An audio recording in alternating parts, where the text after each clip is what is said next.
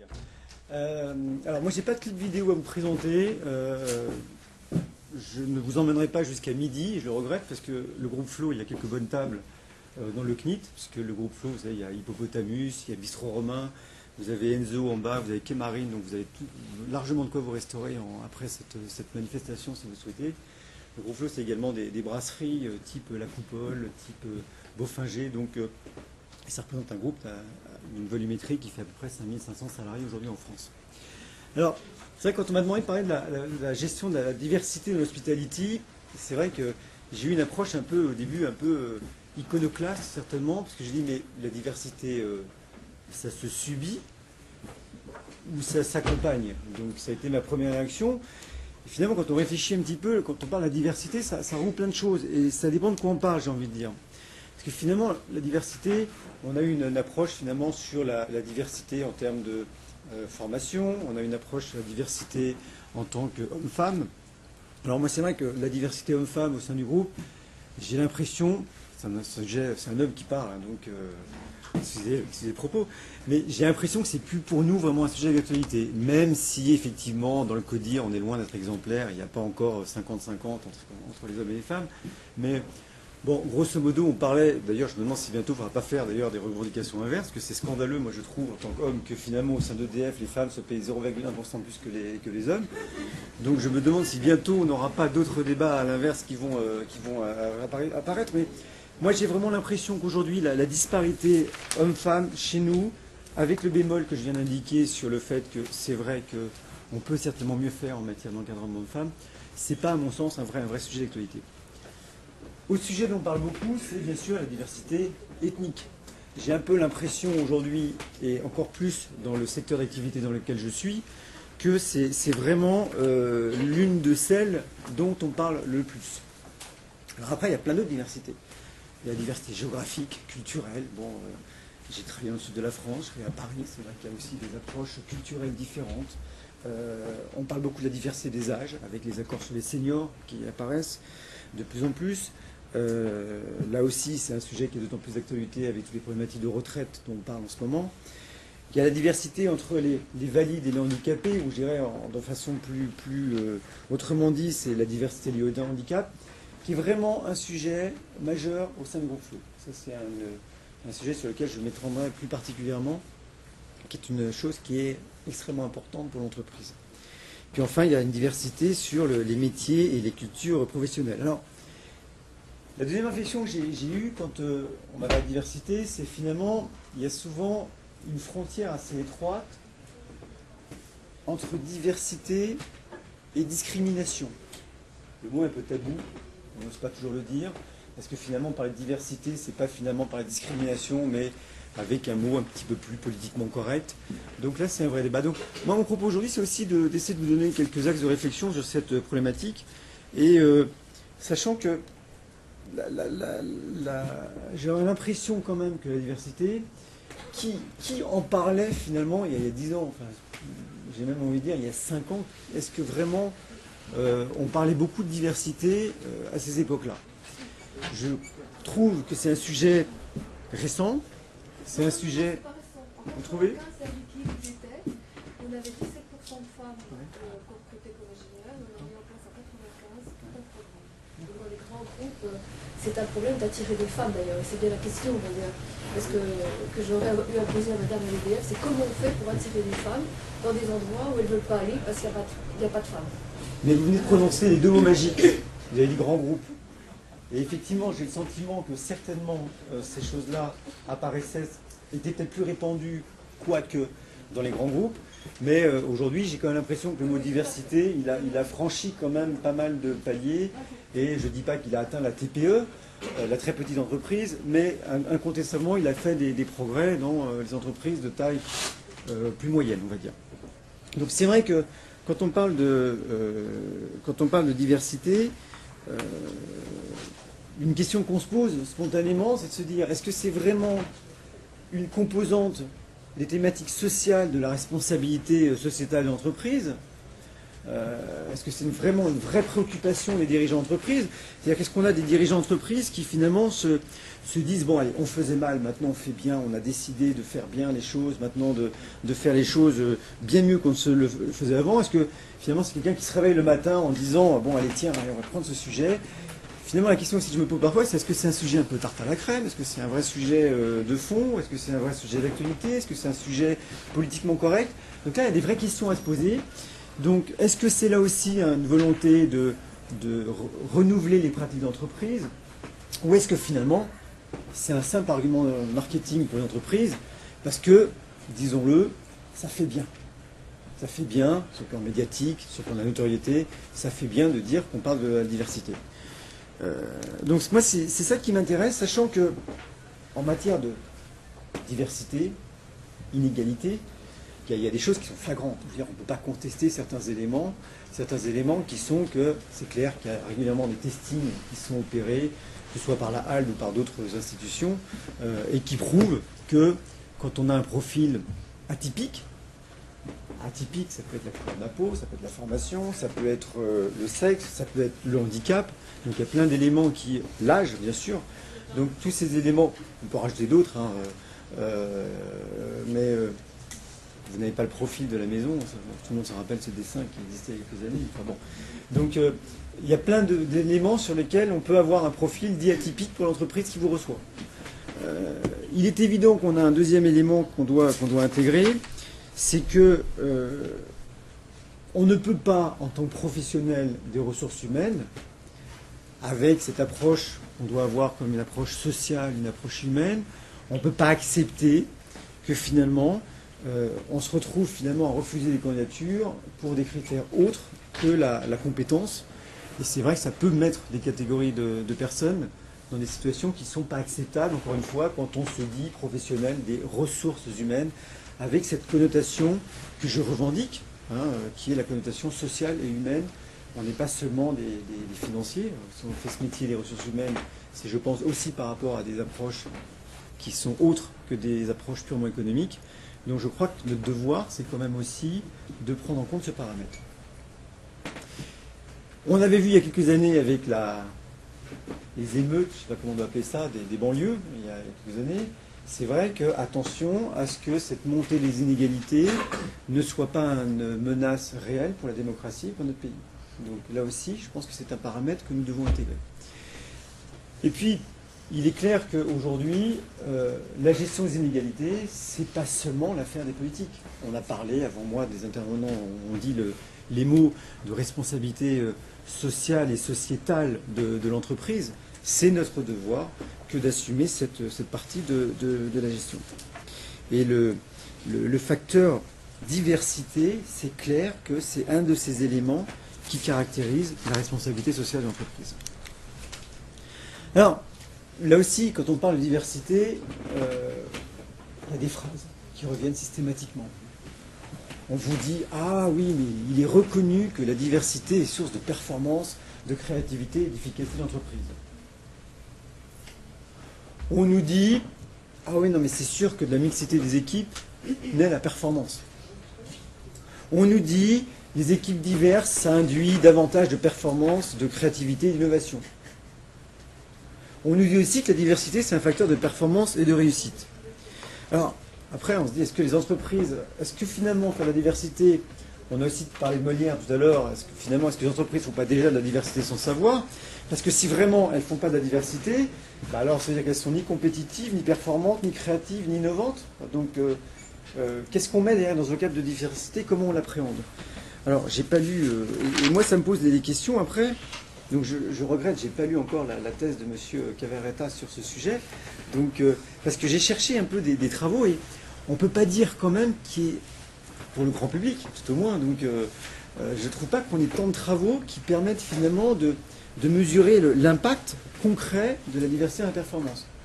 Alors je suis sûr, donc maintenant je sais, donc il y a des chercheurs qui ont largement réfléchi sur ce sujet, mais ce n'était pas encore suffisamment diffusé dans la tête des DRH, à l'égal du DRH que je suis, mais on va essayer de s'atteler à rectifier cette incohérence.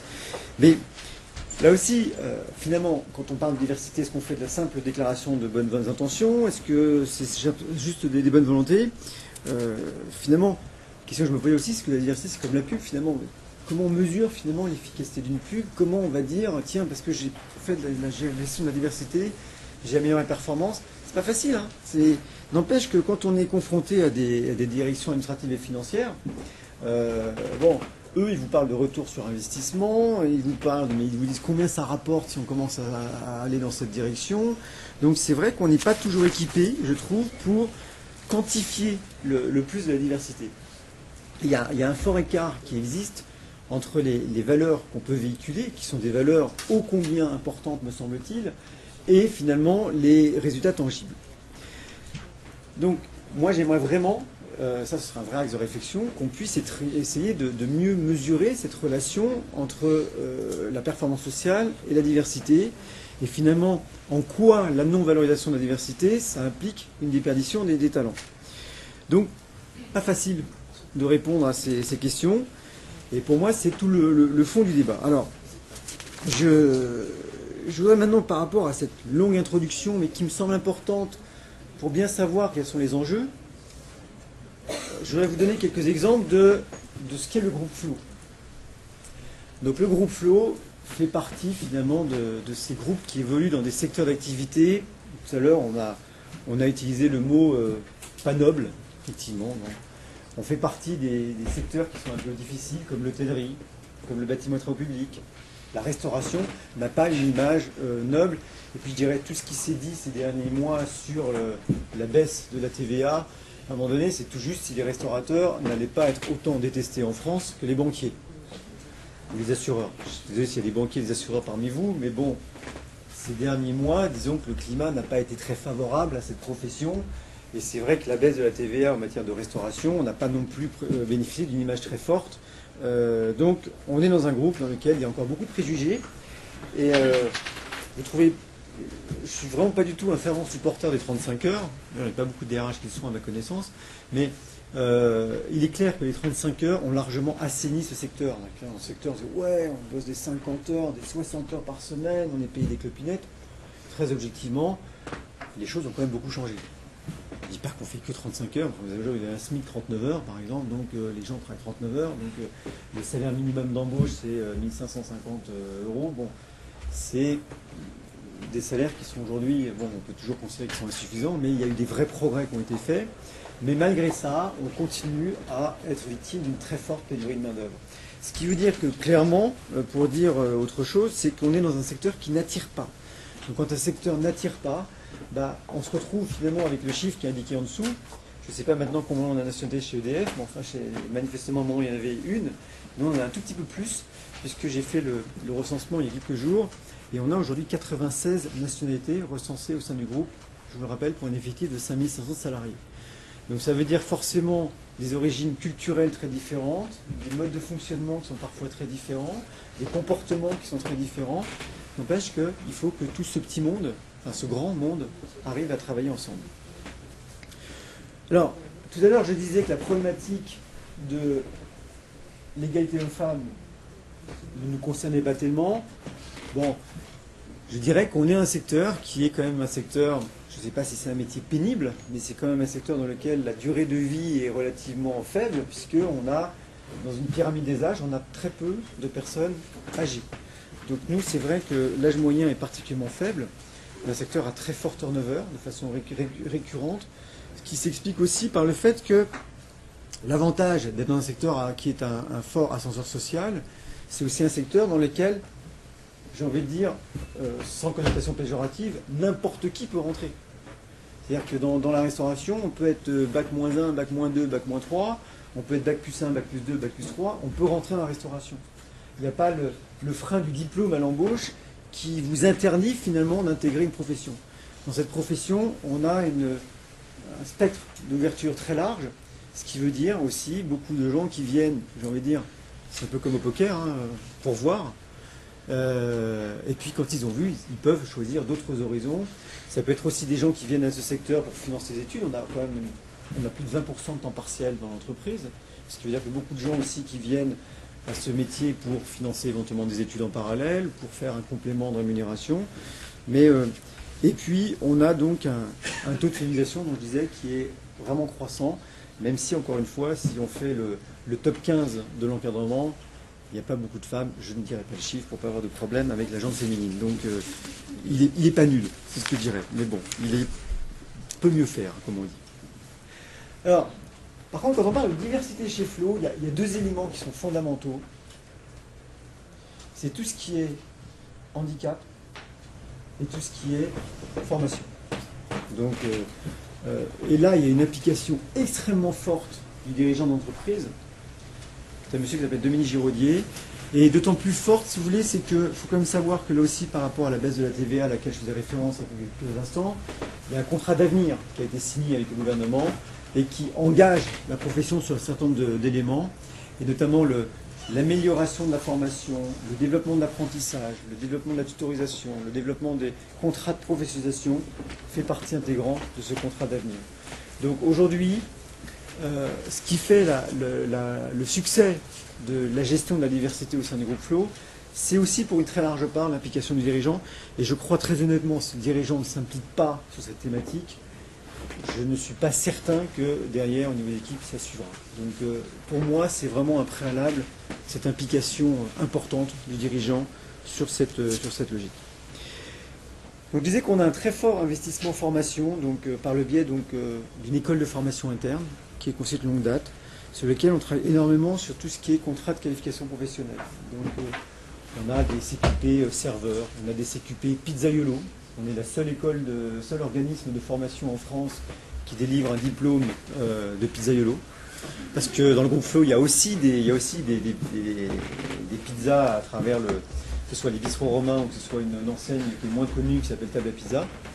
Donc, qui est ouverte d'ailleurs à des gens de l'extérieur. Quelqu'un qui demain veut monter son camion de pizza et a envie d'apprendre à faire des pizzas peut très bien rejoindre demain le groupe Flow pour apprendre le métier. On attache beaucoup d'importance à tout ce qui est validation de l'acquis d'expérience. Et pas plus tard qu'hier, on a reçu 40 salariés qui venaient de toute la France et qui sont venus donc pour présenter leur dossier visant à leur permettre d'obtenir un diplôme. Alors diplôme, ça va du CAP jusqu'au BTS, en passant par le bac pro, via la validation des acquis d'expérience, qui pour nous est un des éléments majeurs en termes de valorisation des compétences, de reconnaissance des salariés. Et ça, c'est vraiment un axe sur lequel on travaille beaucoup. Alors on a aussi, vous l'avez compris à travers le nombre de nationalités qu'on a, il nous arrive aussi de devoir intégrer des gens sur lesquels la maîtrise du français peut être moyenne. Donc on ne souhaite pas intégrer des gens qui ne parlent pas du tout français, mais parfois on se retrouve à intégrer des personnes qui ont une maîtrise du français qui est quand même très rudimentaire, ce qui passe quand même par des process d'alphabétisation qui sont importants. Le deuxième élément dont je parlais en matière de ce qui caractérise à mon sens le groupe Flow quand on parle de diversité, c'est vraiment cette politique extrêmement volontariste en faveur de l'intégration des handicapés. On a constitué en 2007 une mission handicap. Alors, vous savez que quand on a une mission handicap, en résumant, vous connaissez le principe, c'est que soit on verse une contribution à la GFIP, qui aujourd'hui qui gère finalement les fonds issus de handicapés en fonction du nombre d'handicapés qui peuvent vous manquer par rapport à vos obligations légales, soit vous constituez une mission handicap qui va utiliser les fonds qui auraient dû être versés à la GFIP pour mener en place d'actions en faveur de toute mesure qui permet de favoriser l'insertion des handicapés ou d'aménager postes de travail. Donc, on a choisi cette option. Et cette option, donc, c'est d'avoir une mission handicap qui est extrêmement active. Mais malgré cet activisme, il faut être honnête, on est encore très loin des 6% obligatoires. Parce que c'est un métier dans lequel il est difficile, malgré tout, d'intégrer des gens. Mais il nous manque encore un grand nombre d'handicapés pour arriver à notre obligation légale. Sachant qu'on n'en avait quasiment pas il y a 3 ans. Donc des gros efforts ont été faits, mais il reste encore beaucoup à faire. Je disais qu'on a peu de seniors, donc le peu de seniors qu'on a, on essaie quand même de les garder à l'effectif le plus longtemps possible. Donc on a bien évidemment signé un plan d'action en faveur du maintien d'intégration des seniors. Et puis, quatrième élément de cette gestion de la diversité, c'est quelque chose dont on est très fier, c'est une entreprise, qui est l'action très importante qu'on peut mener en faveur de l'apprentissage. On a fait il n'y a pas très longtemps à la coupole une photo de famille avec nos 400 apprentis qui composent le groupe, qui sont venus de toute la France. Il n'y a pas beaucoup d'entreprises qui sont capables de réunir 400 apprentis en même temps sur un site pour valoriser finalement cette forme d'apprentissage. Et on a aujourd'hui, bien évidemment, derrière tout un cursus de maîtres d'apprentissage, de tuteurs, qui sont là aussi avec une politique volontariste en termes de rémunération. C'est-à-dire qu'on n'hésite pas à s'engager sur le plan financier pour que les tuteurs puissent percevoir des primes. Et ce qui nous permet, je dirais, également de participer à la signature de la charte d'apprentissage qui a été élaborée au niveau de la branche. Vous savez qu'il y a eu un rapport qui a été fait sur les activités de la branche en matière de formation. Donc nous avons signé cette charte d'apprentissage qui est l'engagement national avec la formation d'alternance. Donc voilà un petit peu les données du groupe Flow, sachant qu'on vient d'avoir une première session de CQP cuisine, de contrat de qualification professionnelle cuisine pour des handicapés. Et alors là aussi, on démarre, c'est notre première session. On a 8 personnes qui sont aujourd'hui diplômées. Et c'est vrai que l'intégration des handicapés est une vraie expérience. Il y a un exemple où on est particulièrement fiers. On a intégré dans un établissement de l'Ouest parisien un jeune qui était en formation, qui était en trisomie à 21. Et au début, c'est vrai même au niveau des équipes, ça a été un petit peu difficile. Et puis progressivement, il est devenu un petit peu la mascotte de l'équipe. On l'a même mis aujourd'hui en salle. Aujourd'hui, il fait du service. Et non seulement c'est plus la mascotte de l'équipe, c'est la mascotte des consommateurs qui viennent dans le restaurant. Et ça, c'est vraiment un exemple sur lequel on est extrêmement fiers. Et c'est l'ensemble du groupe qui est fier d'arriver à pouvoir mettre en avant ce type d'expérience qui montre qu'on peut intégrer les gens. Et tout le travail qui a été mené par la mission handicap de sensibilisation des salariés à l'accueil de personnes différentes, ça paye et c'est quelque chose qui est une vraie fierté pour l'entreprise. Puis enfin, donc dernier élément, en matière de diversité, il ne faut pas oublier qu'on a des origines diverses en termes de formation. Donc on a signé tout récemment un partenariat, une convention avec Pôle emploi et qui vise à nous permettre aussi de favoriser l'intégration. Alors, dans une entreprise comme la nôtre, c'est vrai qu'on reste quand même sur une ouverture d'esprit qui est encore un petit peu récente et bien évidemment, on se pose toujours la question de savoir mais que vont dire mes clients si jamais ils sont servis par des minorités visibles, dire autrement, un noir, un arabe, comment vont-ils réagir, qu'est-ce qui va se passer? Je constate d'ailleurs ici que la diversité n'est pas franchement de mise. Dans le public qui est présent aujourd'hui, nous n'avons pas une grande diversité, nonobstant qu'il y a des hommes et des femmes, mais ça s'arrête là. Et aujourd'hui, c'est une vraie question qu'il faut se poser. Donc c'est une question qui... il faut avoir le courage de passer cette transgression, parce qu'on sait que les dernières élections ont montré qu'il y avait quand même un certain socle en France qui existe, qui peut parfois être un peu hostile à certaines minorités. Donc il faut avoir aussi, se dire, on va là dans ce terrain-là, sachant que là aussi, je vais être très honnête, on n'a pas toujours le choix. C'est-à-dire que les gens qui se présentent à nous ne sont pas que des blonds aux yeux bleus. Donc à un moment donné, il faut aussi qu'on accepte cette notion, cette approche. Et on est très fiers de favoriser finalement à cette insertion finalement de publics qui sont parfois un peu différents, mais qui pour nous, il nous semble essentiel de les intégrer à la vie du pays et à la vie économique du pays. Ils sont là, on se doit les intégrer, on se doit les accompagner, on se doit les former. Maintenant, je pense que la gestion de la diversité, ça doit dépasser le seul cas d'obligation légale. C'est facile de dire, là, je fais de la diversité, comme ça, j'aurai pas de problème dans mon rapport égalité homme-femme. Je n'ai pas les syndicats qui vont tomber dessus parce qu'il y aura des décalages trop importants. Je ne vais pas faire ça pour m'éviter des contentieux, des prud'hommes ou autres, voire même des rapports négatifs de la Halle qui viendraient sonner à ma porte pour critiquer mon action. Je ne vais pas uniquement faire ça parce que mon objectif c'est d'atteindre 6% de handicapés, parce que comme ça m'évitera de payer des contributions importantes aux organismes qui collectent les pénalités. Donc il est clair que ça doit dépasser ce simple enjeu. Maintenant, nous, notre objectif au sein du groupe, c'est vraiment faire de l'intégration de la diversité dans les pratiques du management. C'est un vecteur de performance. On parle du principe que ça nous permet d'exploiter au maximum notre réservoir de compétences. Tout à l'heure, je parlais d'ascenseur social. Donc l'ascenseur social, c'est aussi utiliser les compétences qu'on a en interne pour faire progresser les gens et constituer notre encadrement de demain. C'est un élément qui nous permet quand même de participer à tout ce qui est créativité et innovation, donc on le prend en compte.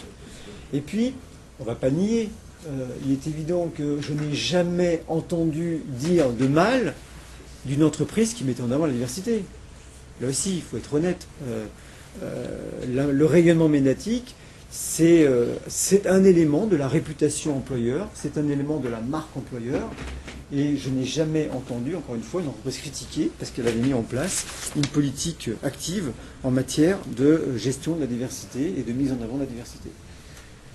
Puis enfin, et ça c'est un élément qui est très fort pour nous, c'est que, je parlais du handicap, il y avait une exposition, je ne sais pas si certains qui travaillent sur la défense l'ont vu il y a quelques jours, sur la prévention routière qui montrait des images de personnes qui avaient eu des accidents de la circulation de la route.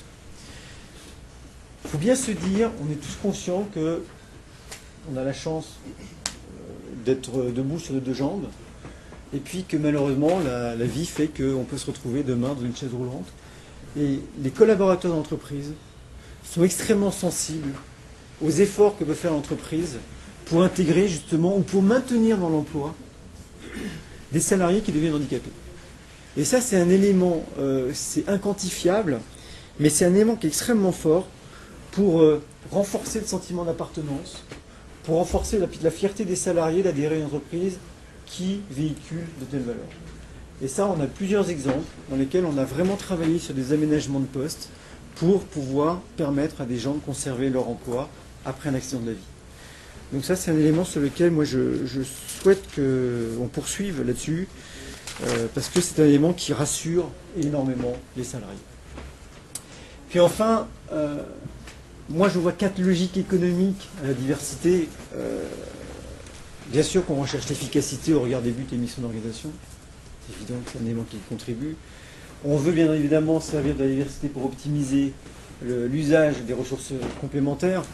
Alors, j'ai cité un exemple qui est le respect des lois, bien sûr, que c'est aussi un des éléments qui militent à la mise en place d'une vraie gestion de la diversité. Parce que, bon, tout récemment, on a des confrères qui sont dans l'hôtellerie, mais ils ont été victimes d'une décision prud'homale. Maintenant, c'était à eux de s'organiser pour l'éviter. Mais toujours est-il qu'ils ont une décision prud'homale qui est assez difficile, qu'ils ont été condamnés parce qu'ils n'avaient pas accompagné des salariés dans des processus d'alphabétisation. Ça, ce genre de texte, je pense qu'il est important de l'avoir en tête, parce que même si, encore une fois, on ne gère pas la diversité uniquement pour s'éviter ce genre de choses, c'est un élément qu'il faut quand même avoir en tête. Donc, tout ce qui permet, je dirais, d'améliorer l'image de l'entreprise et sa capacité à attirer de nouveaux publics, c'est un élément qu'on doit avoir en tête et qu'on doit poursuivre. Et puis, je dirais, pour les objectifs qu'on se fixe au sein du groupe, en permanence, c'est d'accompagner, de sensibiliser les salariés sur l'intégration de public inhabituel dans l'environnement de travail. Je faisais référence tout à l'heure à ce salarié handicapé qui, aujourd'hui, est devenu un petit peu une mascotte pour beaucoup de salariés d'entreprise. Il faut qu'on ait tous aussi, qu'on prenne conscience des préjugés qu'on peut avoir, et c'est humain, je dirais qu'on ait des préjugés, c'est normal. Donc après, à charge pour nous d'apprendre à déjà en prendre conscience, à les déjouer, et puis à lever un petit peu tous ces barrages qui font obstacle au plein épanouissement des potentiels qui sont issus de ces minorités. On trouve des gens extrêmement intéressants dans ces minorités, à charge pour nous d'aller les faire monter en puissance, de les accompagner à travers tous les circuits de formation qu'on a pu mettre en place au sein du groupe. Donc c'est notre responsabilité. Et je crois vraiment que dans ce cadre, la gestion de la diversité peut vraiment devenir un levier de la performance. Et ça devient vraiment un outil de management. Donc c'est un élément aussi qu'on essaye aujourd'hui de prendre en compte dans la gestion des cadres responsables quand on a des cursus de formation. Donc on le prend en compte. Et puis pour finir, je crois qu'il y a 3 éléments qu'on peut aussi avoir en tête pour pouvoir répondre à la question de base qui était est-ce que c'est finalement un gadget ou est-ce que c'est un outil de gestion? Oui, pour moi c'est indéniablement un outil de gestion, puisque c'est quand même un élément qui nous permet aussi grandement de fluidifier les relations sociales. C'est aussi un des éléments sur lesquels on peut trouver des consensus internes, et plus on a d'éléments consensuels, plus je pense qu'on peut tendre vers une certaine harmonie dans la gestion des relations sociales. C'est un moyen qui n'est pas négatif de favoriser une image positive de l'entreprise Mais pour moi, je dirais que l'aspect de l'image interne est largement aussi important que l'image externe. Et puis, quelque part, finalement, c'est simple, la gestion d'entreprise. Mais finalement, une entreprise qui fonctionne bien et qui est à même de comprendre les attentes de ses différentes clientèles, de pénétrer de nouveaux marchés et de mieux s'adapter aux changements, c'est forcément une entreprise plus performante. Et ça, il n'y a pas besoin de grandes études pour en tirer cette conclusion. Merci de votre attention.